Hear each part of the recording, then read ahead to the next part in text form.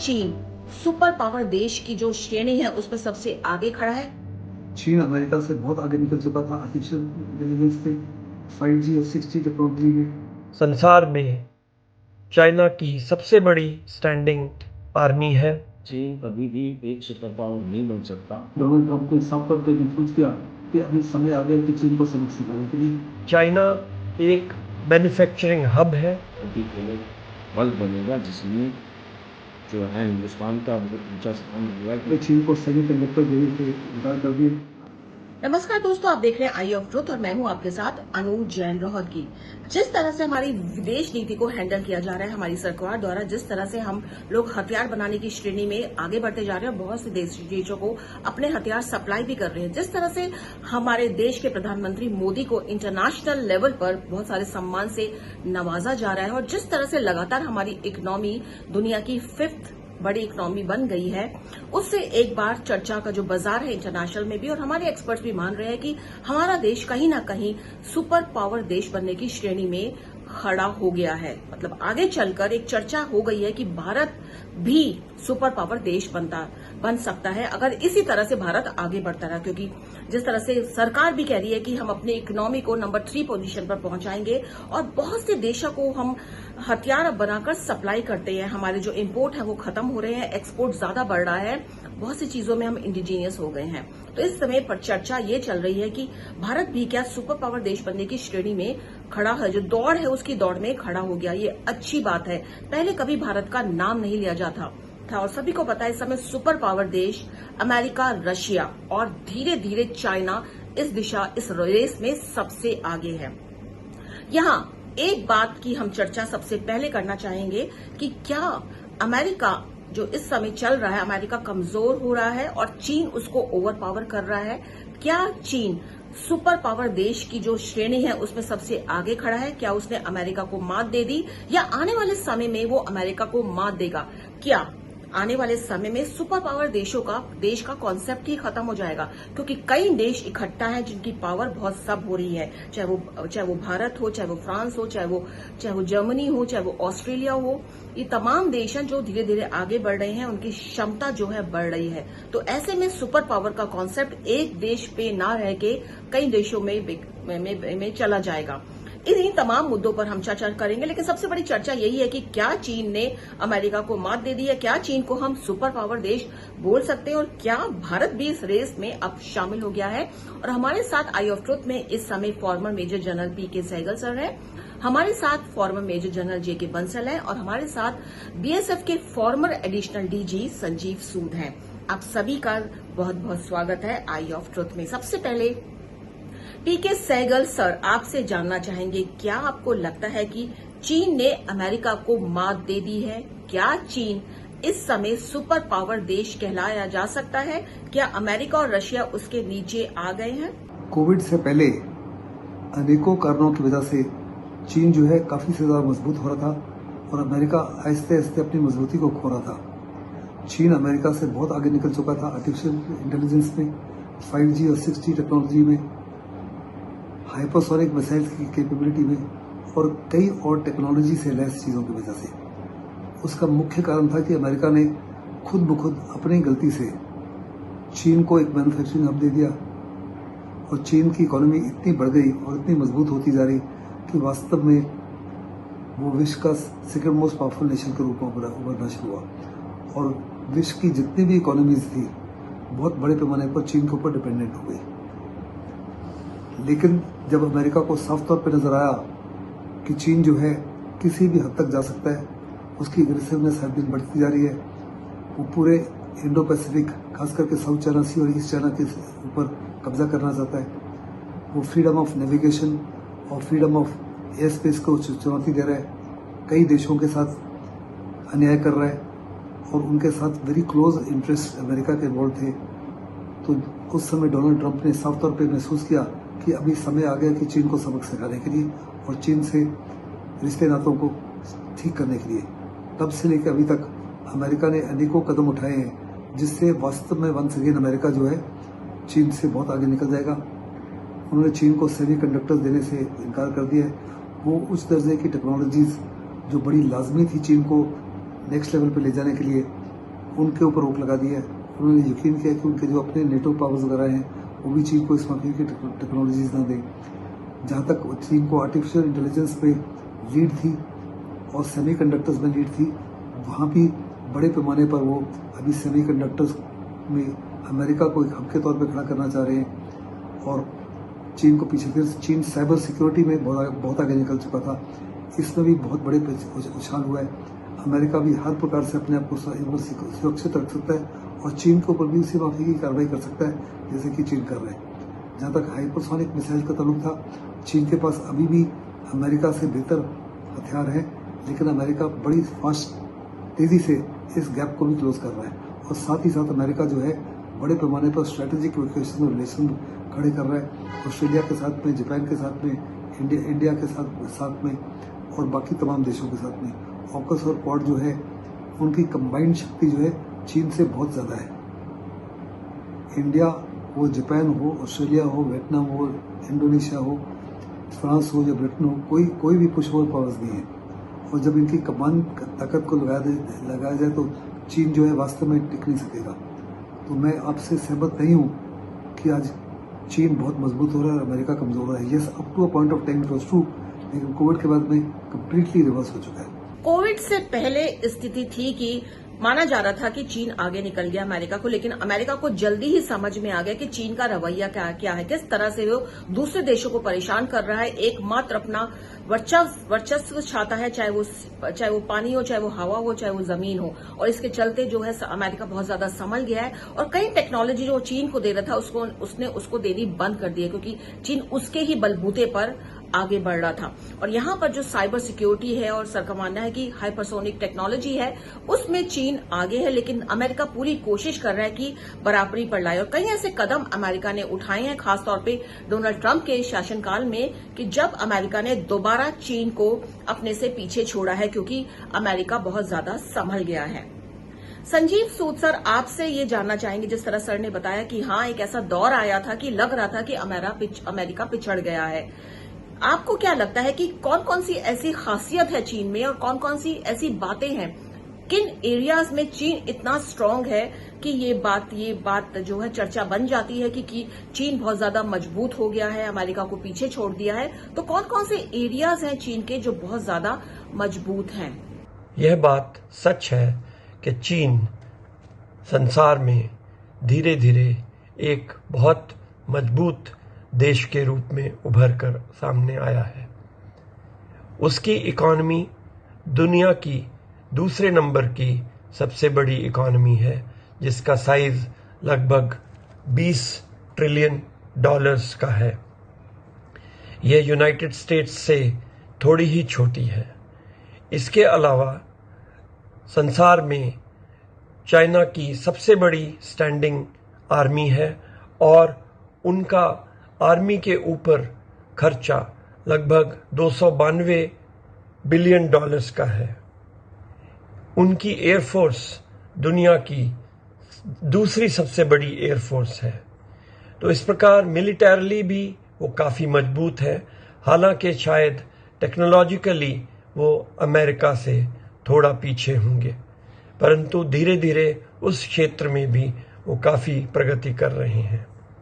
इसके अलावा चाइना एक मैन्युफैक्चरिंग हब है और काफ़ी मात्रा में चीज़ें संसार के अलग अलग देशों में एक्सपोर्ट करता है। इस प्रकार उनका लगभग हर देश के साथ एक्सपोर्ट सरप्लस है। इवन अमेरिका के साथ भी उनका एक्सपोर्ट सरप्लस है। और ये ऐसा भी कहा जाता है कि अगर चाइना का सामान आना बंद हो जाए तो वहाँ की इकॉनमी, अमेरिका की इकॉनमी कोलैप्स हो सकती है। चाइना ने इसके अलावा अपनी एक्सपोर्ट की ज़रूरतों को ध्यान में रखते हुए और अपनी इकॉनमी को और ताकत देने की मद्देनज़र एक जो BRI इनिशिएटिव उन्होंने शुरू किया है, उसमें वो south Asia, south east Asia, central Asia इत्यादि के कई सारे देशों को साथ में जोड़ रहे हैं एक बेल्ट एंड रोड इनिशिएटिव के मद्देनज़र। इससे उनका एक्सपोर्ट इन सभी देशों में जाएगा और उसके अलावा जैसे सीपैक है या साउथ ईस्ट एशिया के तरफ से जो रोड्स बन रही हैं, उससे उनको वार्म वाटर्स की अप्रोच मिलेगी, जो उनके लिए बहुत ज़रूरी है। अन्यथा उनको अपने एनर्जी इंपोर्ट्स के लिए और दूसरे इंपोर्ट्स के लिए बहुत लंबा रास्ता अपनाना पड़ता था। खास तौर पर जब सीपैक पूरा हो जाएगा तो उनके लिए बहुत सुविधा होगी इंपोर्ट्स और एक्सपोर्ट्स दोनों करने के लिए। ऐसा माना जाता है कि जो BRI के तहत और इसके अलावा अफ्रीकन नेशंस या दूसरे नेशंस में वो जो इन्वेस्टमेंट कर रहे हैं, वो एक धीरे धीरे उन देशों को एक डेट ट्रैप में भी फंसा रहे हैं। इन सब चीज़ों को देखते हुए ऐसा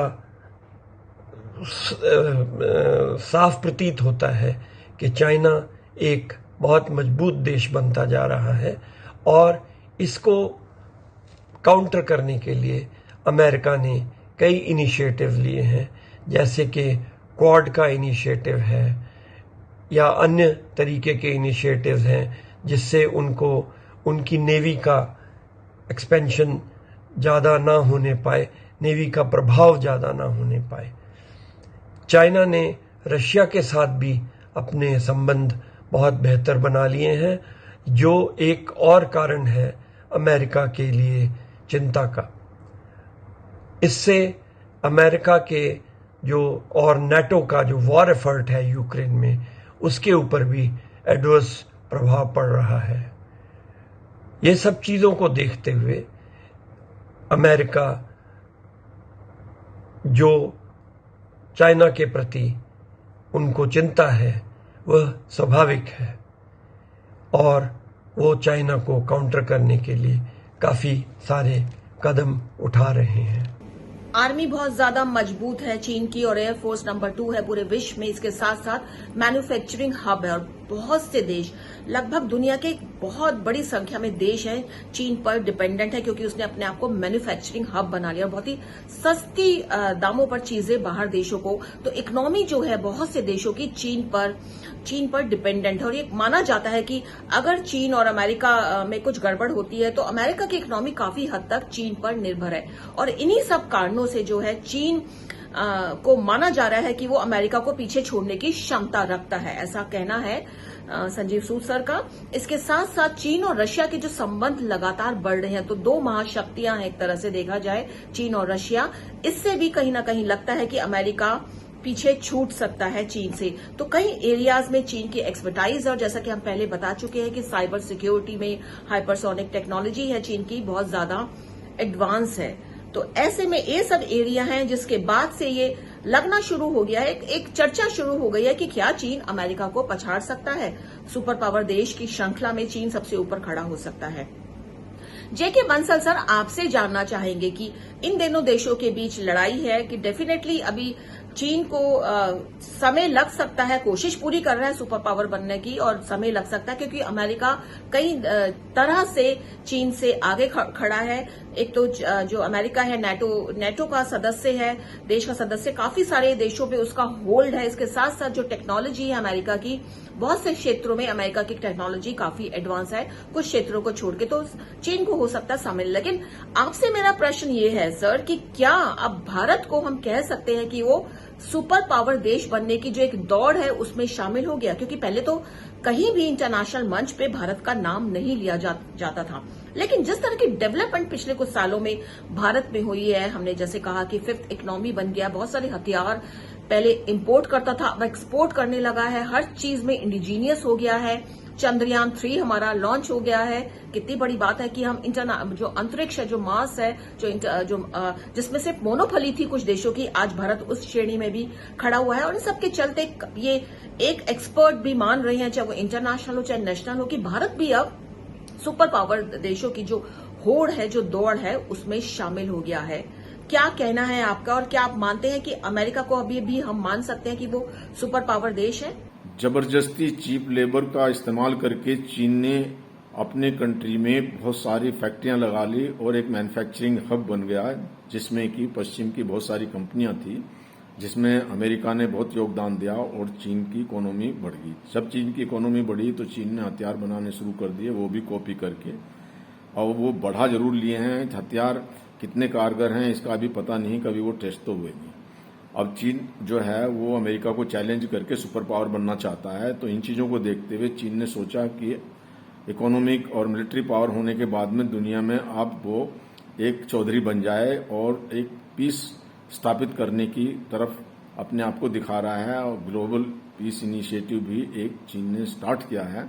और हाल फिलहाल में अभी मार्च के महीने में ईरान और सऊदी अरेबिया के बीच में एक जो है सुलह करा दी है, और उनके दोनों के जो डिप्लोमेटिक रिलेशंस भी डेवलप हो गए हैं। लेकिन इसमें चीन का ज्यादा रोल नहीं है। ये काम 2 साल से ओमान और इराक कर रहा था। अब आखिर में आके चीन ने दोनों को समझौता करा दिया। चीन जो है दोनों से ऑयल खरीदता है और काफी हद तक एक बहुत बड़ा ट्रेडिंग पार्टनर है ईरान और सऊदी अरेबिया का। जबकि ईरान के ऊपर में सैंक्शन लगी हुई है, उसके बाद भी उनसे तेल खरीदता रहता है। तो इस चीज को देखते हुए जो है ईरान का और सऊदी अरेबिया का झुकाव चीन की तरफ हो गया। लेकिन चीन जो है वो कोई मिलिट्रीली सपोर्ट नहीं कर सकता उन कंट्री को। इसके अलावा चीन भले ही मिडिल ईस्ट में उसने कोई सुलह करा दी हो, जबकि जो साउथ ईस्ट एशियन कंट्रीज हैं, association of south east Asia Nations, उनको ये परेशान करता रहता है। फिलीपींस हुए या वियतनाम हुए, उनके वाटर में जाके वहां पे मछली पकड़ता है, उनको धमकाता है।